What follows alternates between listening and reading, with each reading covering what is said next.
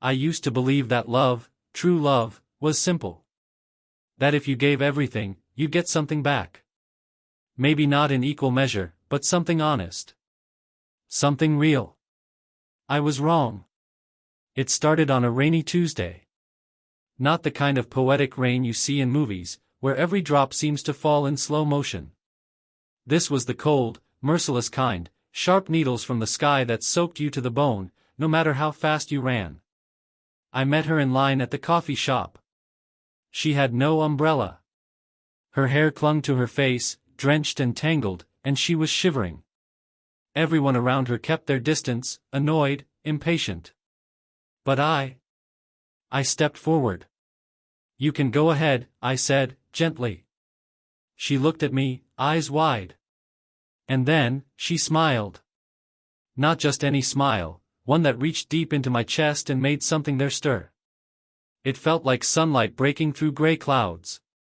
"Thank you," she said. Her voice was soft, uncertain. I think I lost my wallet. I just needed somewhere warm for a second. I offered to pay for her coffee. She resisted at first. Politely. But when I insisted, she accepted. That's how it began. Her name was Lila. We sat by the window. I don't know why I stayed. I had work. Emails. Calls. A list of things that, until that moment, felt important. But her presence quieted all that. It was like she pulled gravity toward her. She told me fragments, tiny glimpses of her life. No family nearby. Just moved to the city. Trying to find her footing. I recognized the pain behind her eyes before she even said a word about it. Maybe I saw myself in her. Maybe I just wanted to be the one to help. The one who stayed, when others left. We exchanged numbers. She hugged me before we parted. Her cheek was cold against mine, but her arms were warm. For the next week, we texted. Just little things at first. Then voice notes. Then calls that stretched into the night. She told me she felt safe with me. That no one had ever listened the way I did. I soaked it up like dry earth drinking rain. By week 2, she came over. I made her dinner. She brought wine.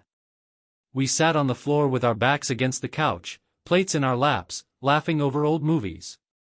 She fell asleep on my shoulder that night. I remember brushing a strand of hair from her face and thinking, this is it. This is how love begins. She never really left after that. At first, I didn't mind. I loved having her around. Her perfume lingered in the air long after she left the room. Her laughter echoed in the corners of my apartment, even when she was silent. I bought her a toothbrush. Then a drawer. Then more. She never offered to pay for anything, but she always said, "I'll get it next time," or "I left my card at home." And I believed her. Because love is trust. And I loved her. I started to notice little things, though. Her stories didn't always line up. She said she worked in fashion, but I never saw her leave for work.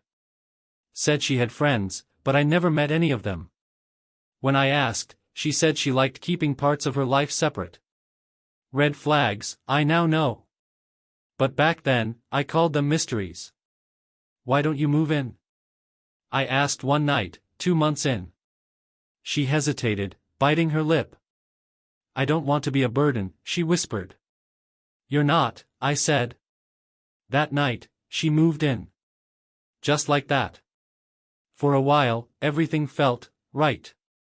Domestic. Sweet. I'd come home from work and find her curled up in my hoodie, lighting candles in the kitchen. She'd kiss my cheek and say, "How was your day?" And I, like a fool, would beam.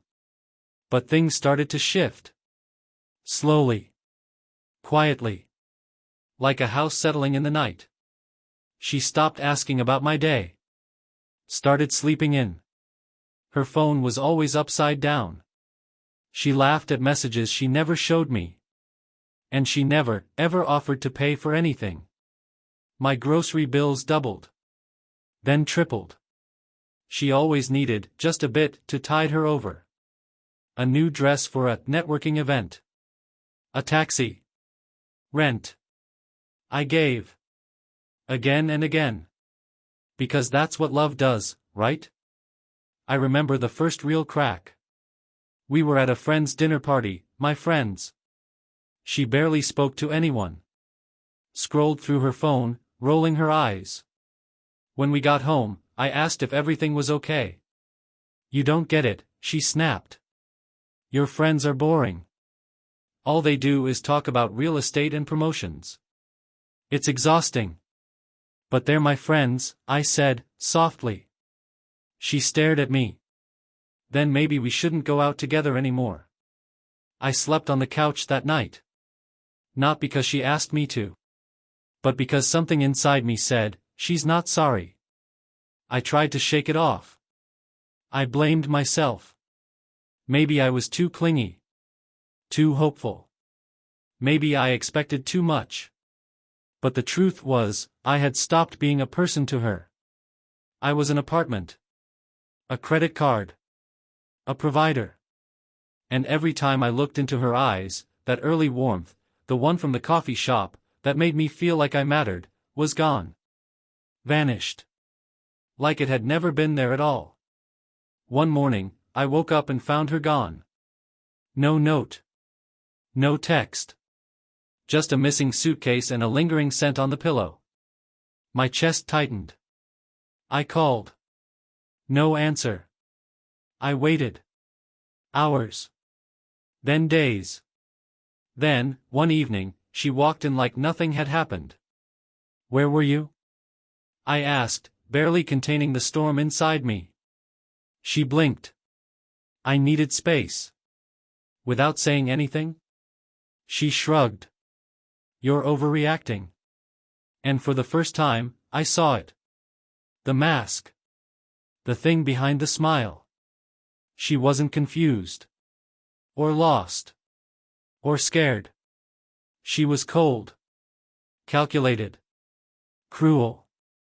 And I realized, with a sinking, nauseating certainty, I didn't know who she was at all. They say love is blind. But I think love sees everything, and chooses to look away. After that night, something inside me cracked. She came back after days of silence, after walking out without a word, and acted like I was the one being unreasonable. Her tone was light, amused even. Like I was a child throwing a tantrum. You're too sensitive, she said as she unpacked her makeup bag in the bathroom. I just needed air. We all do sometimes. Air doesn't take 4 days and a missing phone, I replied. She rolled her eyes. God, you're exhausting. Those 3 words stayed with me. Not like a slap, but like ice water down my spine. I stood in the doorway, staring at her as she reapplied her lipstick like nothing ever happened. I wanted to ask her if she even missed me. If she thought about me when she was gone. But I didn't. Because deep down, I already knew the answer. From that moment on, I stopped believing her, even when I pretended to. It's a strange kind of prison, loving someone you no longer trust. You start doubting everything. Their words. Their eyes. Their laughter. Every time she smiled, I felt myself bracing for the lie behind it. She didn't try to hide it anymore. The late nights turned into mornings. The excuses got lazy. She'd come home with bags she didn't explain, texts she refused to show. One time, I asked gently, "Are you seeing someone else?" She didn't answer. Just stared at me with a flat expression and said, "Don't be pathetic." And still, I stayed. Because there was a part of me, battered and breaking, that held on to the memory of her from that first day. That version of her, the lost girl in the rain, grateful for a coffee and a warm corner of the world, she was still in there, wasn't she? I kept thinking, if I just do more, maybe she'll come back. I started buying more. Giving more. Trips. Dinners. Flowers. Nothing worked. She seemed more distant the more I gave. Like each gift pushed her further away. Until one day, I came home early. The lights were off. Her shoes were missing. Her perfume was faint in the air. I walked to the bedroom. She wasn't there. But her laptop was open. I don't know what drew me to it. Maybe instinct. Maybe desperation. But I sat down, hands trembling, and opened the browser. There were tabs open, so many of them. Flights. Hotel bookings. DMs. And one message thread. With someone named Jay. He still thinks I love him, lol. Paying for everything. So predictable. Ugh, he even bought me those shoes you liked. Few more weeks and I'll have enough for the deposit. My vision blurred. I stared at the screen for a long, long time. Long enough to feel like the room itself was spinning. My ears rang. My mouth went dry. She didn't just lie. She planned it. Used me. Mocked me. She came back an hour later, laughing on the phone with someone. She didn't see me sitting in the dark at first. When she did, her smile vanished. Hey. You're home early, she said, voice cautious. I said nothing. Just turned the screen toward her. Her eyes froze. For once, she didn't have a quick excuse. Just silence. Then, you went through my stuff? That's what you care about? I said, my voice barely above a whisper. Not that you've been lying? Stealing from me? She crossed her arms. Defensive. Cold. You were too easy, she said finally. You wanted to be needed. I gave you what you wanted. I blinked. The honesty, sharp, vicious, hit harder than any lie. You were a project, she added. A soft little man who wanted to save someone. Congratulations. You saved me. I don't remember what I said after that. I think I just stood there. Letting it all wash over me. She left that night. Took everything she could carry. I didn't stop her.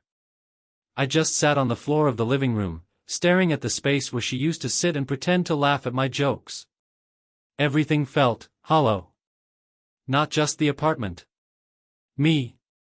The next few weeks were quiet in the loudest way. I couldn't eat.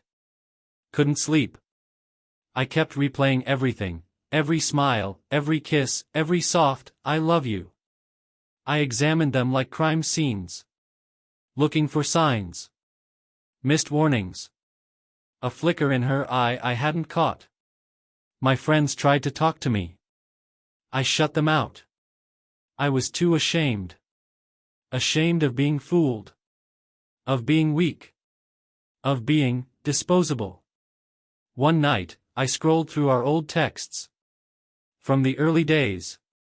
The ones where she called me the kindest man she'd ever met. Where she said she felt safe with me. Where she told me she hadn't smiled in months until she met me. Was any of it real? And if it wasn't, then who the hell had I been loving all this time? Then one day, months later, I saw her. Downtown. Outside a bar. Leaning against a different man's car. She looked exactly the same. Same dress. Same smile. Same lie. I stood frozen across the street, watching her touch his arm the way she used to touch mine. Laughing at something he said. Leaning in closer. I wanted to scream. To warn him. To tell him to run. But I didn't. Because I knew he wouldn't believe me. I wouldn't have, either. You don't save people like her. You survive them. Months passed. And the world didn't end. That's the cruel part about heartbreak, you expect everything to collapse. You expect buildings to crumble, stars to fall, time to halt. But it doesn't. The world just continues. Without a pause. Without pity. The dishes still pile up. Emails still demand replies. The rent doesn't care that your chest feels like a gaping wound. But somehow, I lived. I got up. One day, then another. At first, every hour without her was a war. A war against the memories, the delusions, the aching hope that maybe, just maybe, she'd walk back in and say, "I'm sorry." It was real. I was just scared. She never did. Instead, I got silence. And in that silence, something else grew. Not peace. Not yet. But clarity. I began to remember things differently.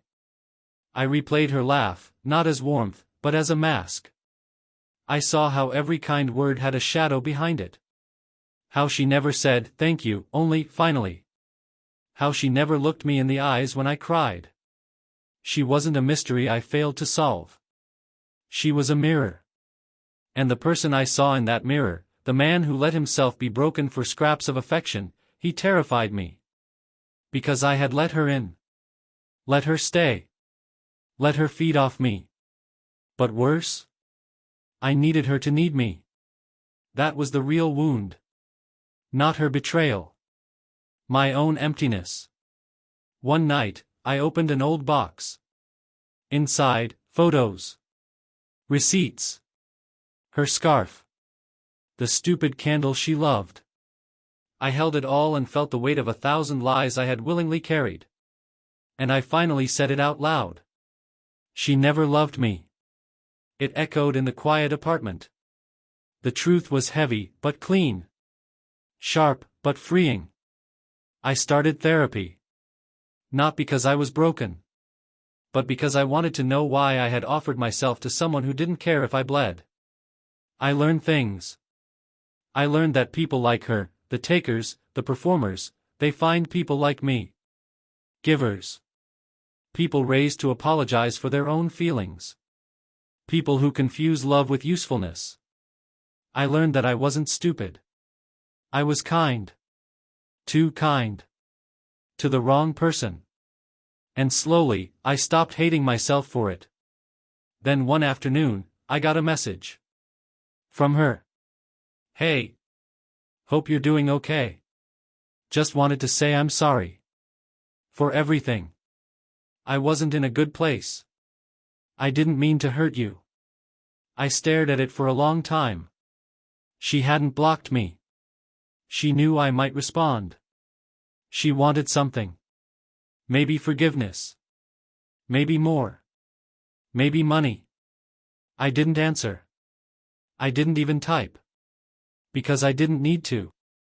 Her apology was air. Empty. Too late. And honestly? I didn't hate her anymore. She was what she was. A storm. And I? I had chosen to stand in the rain. But not anymore. A year later, I met someone new. Not at a cafe in the rain. Not with fireworks. But quietly. She was kind. Steady. She didn't dazzle me with mystery, she looked me in the eye and said what she meant. She paid for her coffee. She offered to cook. She asked about my childhood, not my income. And the first time she kissed me, I didn't feel like I was falling. I felt like I was home. One night, as we lay in bed, she looked at me and said, "You're so calm. Like you've been through hell, but found your way out." I smiled, a little sad. "I did," I said. And I walked out barefoot. She kissed my forehead and whispered, "You're safe now." And for the first time, I believed it. So here's what I'll say to anyone listening. Not all heartbreaks come with slamming doors and shouting matches. Some come quietly. With pretty words and stolen trust. With smiles that hide teeth. Sometimes, the worst betrayal comes not from enemies, but from the ones who say, "I love you," while emptying your soul behind your back. If that's you, if you're sitting in the wreckage, wondering if you were ever enough. You were. You are. You just gave your love to someone who didn't know how to carry it. That's not your shame. It's their loss. Walk away. Even if you're limping. Even if you're crawling. Even if it takes every ounce of strength you have. Walk away. And one day, you'll look back, not with rage, not even with regret, but with peace. Because you'll realize. You didn't lose someone who loved you. You survived someone who didn't.